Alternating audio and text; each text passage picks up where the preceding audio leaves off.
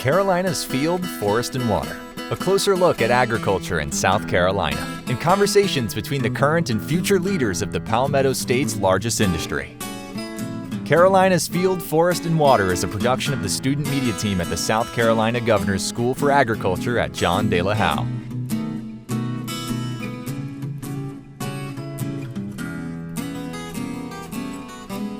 Welcome to this edition of Carolina's Field, Forest, and Water. My name is Bella Tench, and my co-host today is Casey Connolly. Our guest today is Ellen Weaver, the Superintendent of Education for the state of South Carolina since 2023. Superintendent Weaver has led the state agency that oversees all school systems in the Palmetto and manages a $1.5 billion budget. She's a native of Greenville. Thank you for joining us today, Superintendent Weaver. Excellent to be here, Bella. Wonderful introduction. And Casey, good to be with you too. It's great to be here. Thank you. So I wanted this first start off your background. What led you to be a superintendent? Well, it was definitely an unexpected journey. So I actually studied political science in college, but I have always loved education. And I was just remembering today a very special picture that I have in my office of my great-grandma and grandma. And my grandma actually worked in Washington, D.C., and I think that's where I got my love of all things history and politics. We actually worked in the same building in Washington, D.C., the Cannon House office building, about 45 years apart. But my great-grandma was actually a school teacher. And so some of my earliest memories are of sitting with her at her house and her reading to me. One book that she really loved that actually ties in very well with the mission of this school is Black Beauty. So she would read that to me. And I still have such wonderful memories of that. So I think that's where I first garnered my love of education. But I just started to get deeper and deeper into education policy through my work in politics and public policy. And I just recognized that I love my home state of South Carolina, and I truly believe in the potential of our state because I believe in the potential of our students. I think every single one of our students has such amazing inherent potential, God-given potential. And that's what education is here to do, is to call out that potential. And so to be able to put my background in public policy to work on behalf of the students and teachers of our state is really one of the greatest callings I think I could ever have. That's amazing to hear. And you, obviously we're not going to ignore the elephant in the room. You're pretty high up there. You're a big deal. Well, so some people say. I'd say, but so you mentioned just a passion for education.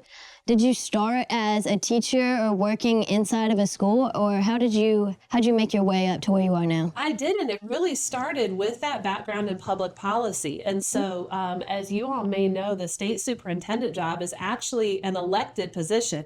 So just like the governor, just like the lieutenant governor, and all our other constitutional officers, I actually every 4 years have to be elected by the people of South Carolina.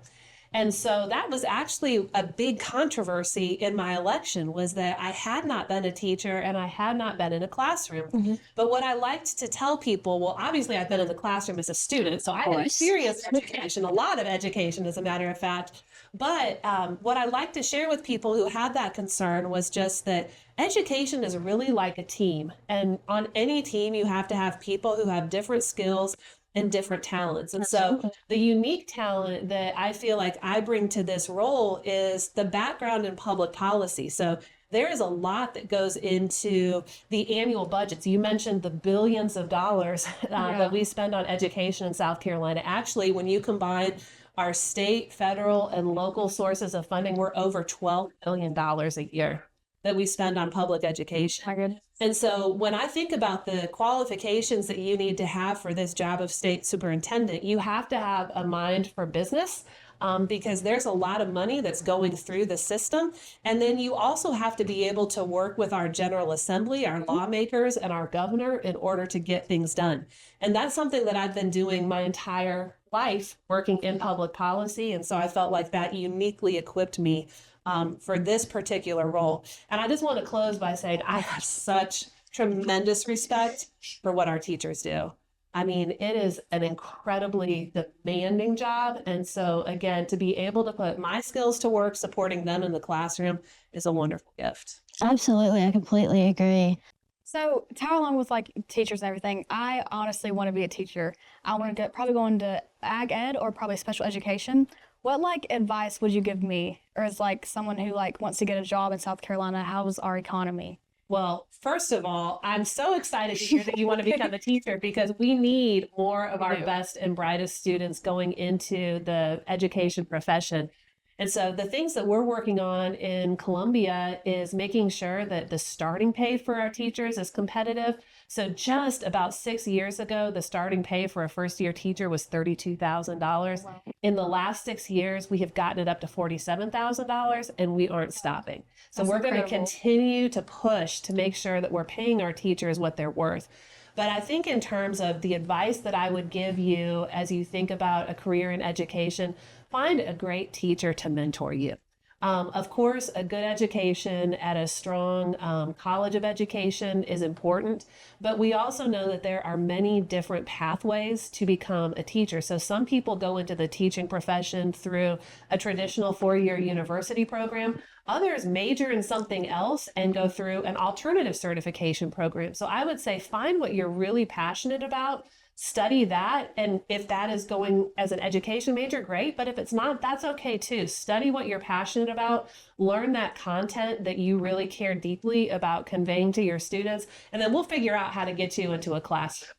Because if there's one thing that I have learned in my conversations with teachers, it's like they very rarely talk about any one particular college course that they took. They always talk about another teacher that mentored them or a principal that coached them. And so I think finding that person-to-person connection is really the best advice that I can give to young people who want to aspire to be a teacher.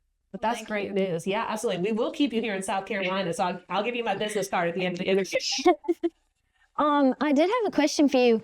So obviously we've come a long way from horse-drawn tractors in the field. So being in the world we live in today, how is ag education important in the world we live in today? Because I've seen so much about the advancements in technology. I'm sure you've seen it. We talked about it earlier. So how does agriculture still play into that? Well, I think about, going all the way back to the beginning of human history. And for those of us who are of the Judeo-Christian faith, everything starts in that garden, right? Right. With agriculture, caring for the animals, caring for the earth, becoming stewards of the field and the ground. And so as I think about agriculture, I can't think of anything that is more fulfilling of that creative drive that we each have to work in the garden, to till the fields, and then to see the fruit of the harvest. And I mean, our economy is based on the fact that we all have food to put in our stomachs. Absolutely, every day, right? Of course. So a strong and flourishing agriculture paired with wise stewardship of our environment is really foundational to everything else that we want to do as an economy and as a society. And so as I think about agriculture education here in South Carolina, what I want students to know is that there are so many different pathways to success within what you would consider kind of the larger agricultural field, whether it's forestry, land management, agribusiness. Like there is so much biology in Of science. course, Right? yes. The animal husbandry side of things. And so there's something for everyone truly in the ag industry. And so I think we need to continue to platform that opportunity. Ag is the #1 industry here in our own state. And South Carolina, I was going to say, I thought it was like, if not #1 up there in industries, because in South Carolina, we still have some open land. I mean, there's not much you find anymore, but we've got open land. Our history, we've grown rice, big rice, indigo, all that. Yep. So I think people tend to forget about that side, and they sit here and, like we were talking about earlier, the technology, they sit here and say, oh, we got to get these brand new iPads out. We got to get these new smartphones for people. Okay, well, what about the clothes on your back? Yeah. What about the food on your table? Like you were saying, it's still such a big part. And especially here at Delahow, I feel like all of our students are surrounded by that. And none of our students leave, I don't know how to say it, but they leave they leave fulfilled. Yeah. They leave knowing so much more than they came in. I mean, just the jobs, being here 5 weeks, 6 weeks now, I've heard of jobs I never even knew existed. And it's just it's so interesting coming here, interviewing you. I would have never done. I mean, it's honestly a blessing. It's awesome. That's so cool. And I'll tell you what I've experienced here in my tour today is students who are getting experiential hands-on learning like I honestly have never seen anywhere else in another education environment.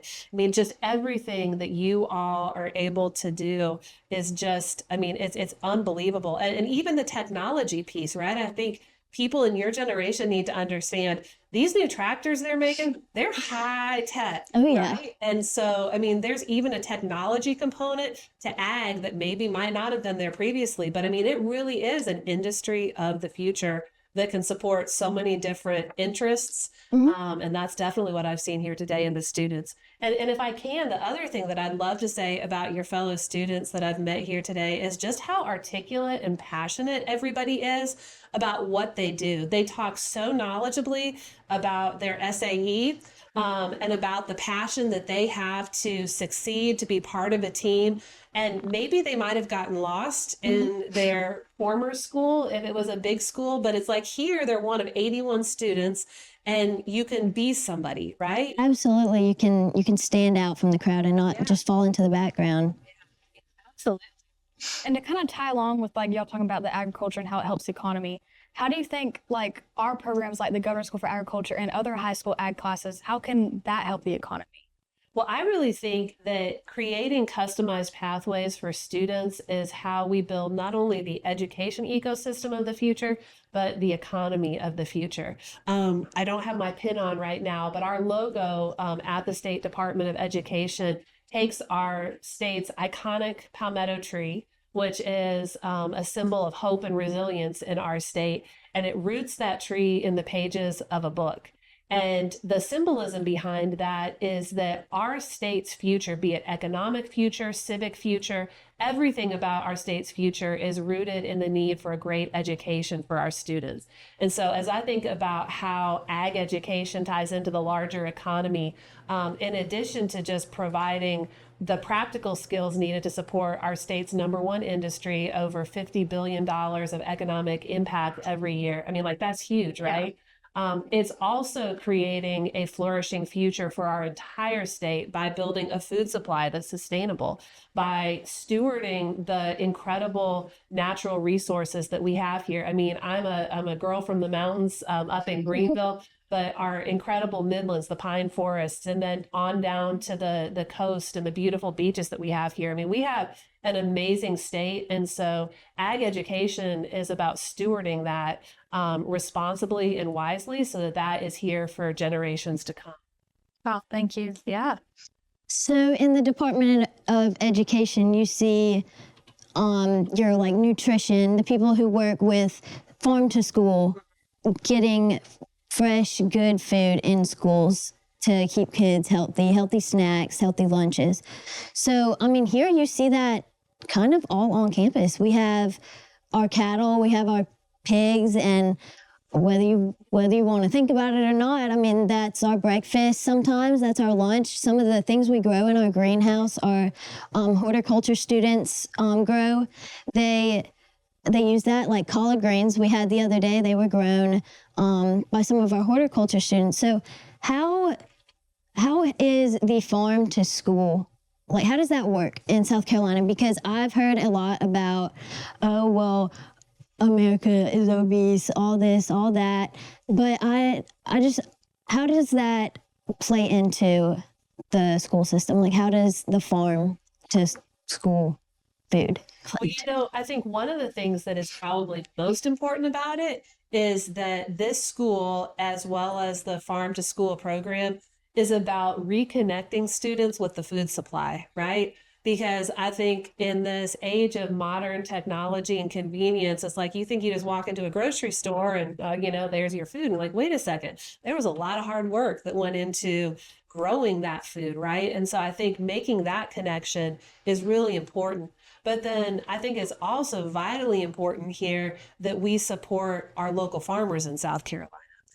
because, I was driving from Columbia down here to John Delahowe, drove through the beautiful peach orchards in Edgefield. Yes. We have so much incredible agriculture right here in our own state. And so the ability to really source food locally and to do exactly what you're talking about, which is help our students eat delicious, nutritious food that is locally sourced, also supports our economy, back to what we were talking about earlier, and the farmers who are working hard to grow that food. And so that's one of the things I'm most excited about. I'll be honest, going into the Department of Education, there are so many different functions of our school system that it touches. I mean, we manage the state buses. We currently manage the state lunch program. We are doing the oversight for the building and renovation of buildings, in addition to all of the academic things that we deal with. And so that's a lot. But I have learned so much about our Office of Health and Nutrition over the last couple of years that I've been privileged to do this job. And one of the things that I've challenged them with is that we have to have a mindset of continuous quality improvement, right? So we've got a lot of great things that are already happening, but how do we take that to the next level? And so one of the things that they are working to roll out this fall is something that they have developed called Buy Local, Buy Fresh. And what we're going to do is work on using AI and other technology platforms to help connect local farmer supply with the demand that is within our schools. Sometimes our larger school districts are a little bit more versed in how to work with local farmers. Some of our smaller school districts, or even our charter schools that are really kind of somewhat independent, they don't really function with their district like a traditional school would. They need a lot more extra help in understanding how to access those local markets. And so that's something that I'm really proud of our office is working on right now, but it takes a lot of partnerships to do that. So we're working with the Department of Agriculture, we're working with the Clemson Extension and so many of the other agriculture entities here in our state, because I feel like when we all work together, that's when we're going to get the best result. Absolutely. So how do you think, to tie along with you talking about technology, how does our future of education look like with our iPads, our computers, and everything? Are we still going to be able to do hands-on, or how does it look like for teachers and students? Well, I love that you phrased the question that way, because I think that you have phrased it in a way that presupposes that there is value in doing things with your hands outside of technology. And that's one of the wonderful things that I've seen here today is students out flourishing, working with their hands. And as I think about the future of education in South Carolina, I think we have to be very, very intentional about building spaces that are apart from technology, where we set down the Chromebooks, where we set down the iPads, where we put away the cell phones, and where we focus on person-to-person communication, and where students really have the freedom to focus on their academic pursuits and maybe even their extracurricular passions without the distraction of that technology. So we actually are working on a policy in South Carolina right now that will create phone-free schools throughout the day. And so it doesn't require that the phone be removed from the school campus, but it does require that the phone be off and away the entire school day. And I really think that that's going to, again, give our students freedom to focus on their academic instruction. It's going to give them freedom to focus on building friendships, even on school safety. We know that if there is an emergency that happens at a school, the most important thing is that a student is focused on the adult who's trying to get them to safety, and then they can look at their cell phone, right? But the most important thing is that they get to safety first. And, we surveyed our teachers about the use of cell phones in the classroom. I was blown away. We had 10,000 teachers that responded to the survey that we sent out. Their responses came in so fast and furious that it actually shut down the survey tool that we were using. So it really sparked a lot of passion amongst the teachers. And what it really surfaced for me was that, we talk about chronic absenteeism, which is something that has really grown a lot since COVID all across the country, not just here in South Carolina. But what this survey showed was that students can actually be sitting in a classroom and still be absent if they're not paying attention, if they're zoned out doing something on their phone. And so this is a first step towards getting us back towards what I think is a more healthy way of growing up, which is how I was privileged to grow up. I said I was of a generation where I'm young enough to know how to use technology and old enough to be angry about it. But, there's a play-based childhood and a phone-based childhood. And I want students in South Carolina to have a play-based childhood, to be able to get out, play with friends, to be in the outdoors and not to be glued to a phone the entire time. So kind of a long-winded answer, but you've really hit a hot spot for me. Yeah, I would definitely have to say, so our school, we actually have like no cell phone for like recently. I love that. And so I have to say, like, the friendships and like to be able to like interact with different people that I've had to without getting on my cell phone all the time, because I mean, we're teenagers, we're gonna be addicted to it. So I love that, like, even though it was kind of like a bummer at first, because we were addicted to them, but I loved it how I was able to finally like connect with my friends and finally like get off that phone and get my work done. Oh my goodness, put her on TV.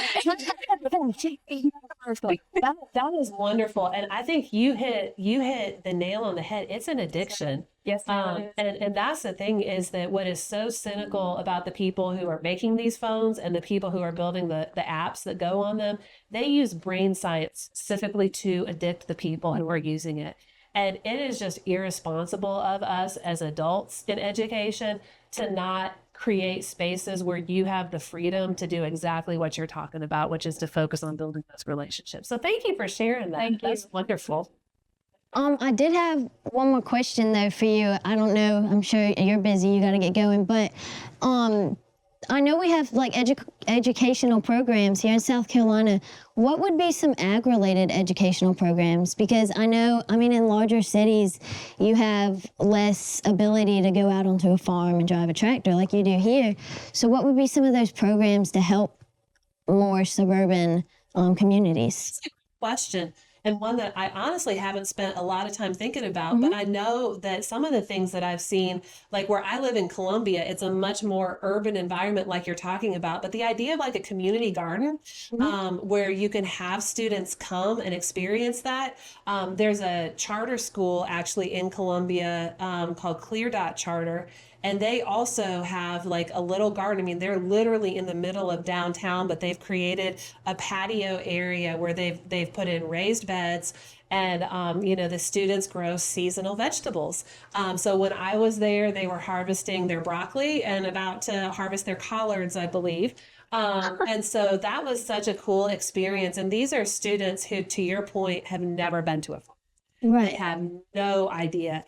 And to see the joy on their face as they learn about these plants and the pride that they take in their work, saying, hey, look, I grew that. What a sense of empowerment, right? So I feel like that's a great front door into that larger ag education conversation for students who may not have the privilege of growing up in a district where that's a really big thing. Absolutely. And you see, when you walk into the city and you see a garden, my heart just kind of like, it's like, oh, there's still life out here.